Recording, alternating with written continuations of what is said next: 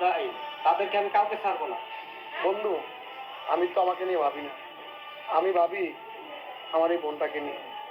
আমি ওর পরের খরচ কিভাবে চালাবো সেটা নিয়ে খুব চিন্তা হয়। আমার তো কিছুক্ষণ পরে কাজে বেরোতে হবে।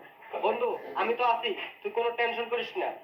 না বন্ধু, তোরা তো অবশ্যই আসিস, তার জন্য একটু শান্তি হয়, কিন্তু কি করবো বল, আমি তো ভাই, আমার তো ওকে নিয়ে একটু চিন্তা হবে, আমার একটা মাত্র বোন।